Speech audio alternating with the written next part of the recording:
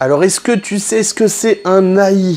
Eh ben moi, je vais te le dire, un AI, c'est un ami imaginaire. Est-ce que t'en as eu un, toi, quand t'étais petit? Parce que moi, grâce au dessin animé Blue et compagnie, je me suis rappelé de mon ami imaginaire. Merci Blue, merci Ryan Reynolds et merci John Krasinski. Aujourd'hui, grâce à vous, j'ai retrouvé mon ami imaginaire. Il faut que je vous en parle.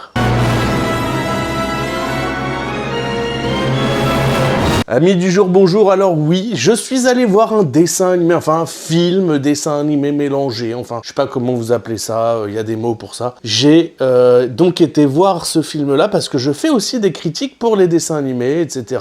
pour pouvoir proposer aux parents mon avis, s'ils ont envie de voir une petite critique qui va les aider à déterminer si c'est un bon film pour leurs enfants ou pas. En tout cas, je peux vous dire une chose, c'est que contrairement au Royaume des Abysses dont j'avais fait une précédente vidéo qui était beaucoup trop pour les adultes et pas tellement pour les enfants en réalité. Ce n'est pas le cas de ce film. C'est un film pour les enfants. D'ailleurs, les enfants avaient l'air assez émerveillés dans la salle. Les plus petits d'ailleurs, plus que les plus grands. Je dirais que ceux qui étaient entre 5 et 10 ans étaient plus attendris, plus intéressés par le dessin animé que ceux qui avaient entre 12 et 15 ans, quoi.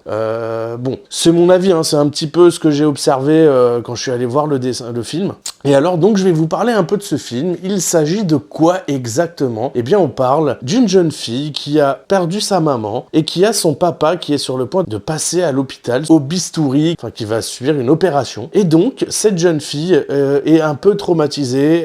Elle a peur qu'il arrive du malheur à son père. Et du coup, elle va se réfugier dans quelque chose. Enfin, moi, c'est comme ça que j'ai interprété un petit peu le film. Mais en tout cas, elle va se retrouver confrontée à des amis imaginaires. La plupart des amis imaginaires existent en réalité, mais ils ont été oubliés par les enfants qu'ils ont connus dans le passé. Et du coup, à force d'être oubliés, ils sont malheureux et ils ont besoin de revenir dans les souvenirs. Et en fait, la jeune fille, qui les voit tous, va les aider à retrouver les enfants avec qui ils étaient amis. En gros, c'est comme ça que j'ai compris l'histoire. Mais bon, en réalité, je trouve que rien n'est très clair en fait dans le scénario. On comprend que ces amis imaginaires existent, on comprend qu'il faut s'en souvenir pour qu'ils existent, etc. Mais dans le fond, si on n'a pas eu d'imaginaire quand on était enfant, on se sent pas tellement concerné.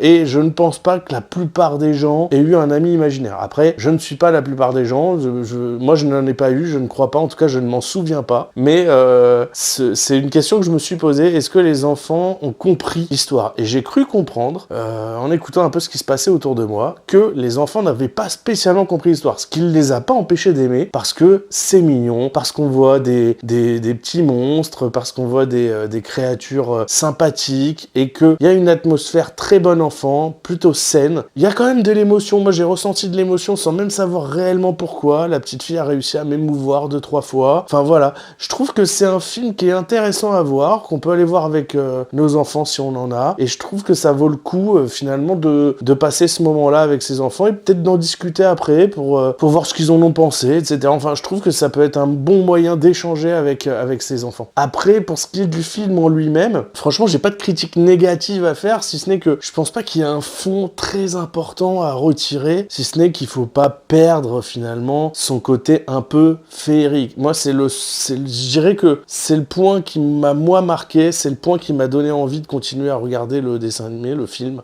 C'est de me dire, finalement, c'est ça le message, c'est ne devenons pas trop adultes, on perd un petit peu notre côté enfantin, et quand on perd notre côté enfantin, quand on devient trop adulte, oui, qu'on devient trop sérieux, qu'on oublie de s'amuser dans la vie, et ben c'est malheureux, mais en fait, nous sommes malheureux. Nous perdons quelque part la flamme qui fait que la vie mérite d'être vécue. Et plusieurs fois, on a ce message-là qu'on retrouve à travers le père de la jeune fille, qui lui est quelqu'un qui cherche toujours à voir le positif, etc., à être drôle, même si les choses ne s'y prêtent pas toujours. Et malheureusement, la vie nous montre aujourd'hui qu'il n'est pas toujours simple de garder un point de vue positif. D'ailleurs, c'est devenu de plus en plus compliqué parce que les gens sont assez malheureux autour de nous, souvent. Mais la réalité, c'est que il faut malgré tout continuer à garder un état d'esprit positif. Et parfois, se laisser aller à rêver un petit peu, à avoir quelque chose de féerique dans notre vie. Et si on arrive à garder ce regard-là, on peut garder un petit peu notre cœur d'enfant et réussir à trouver de la joie dans la vie. Et c'est pas évident en fait.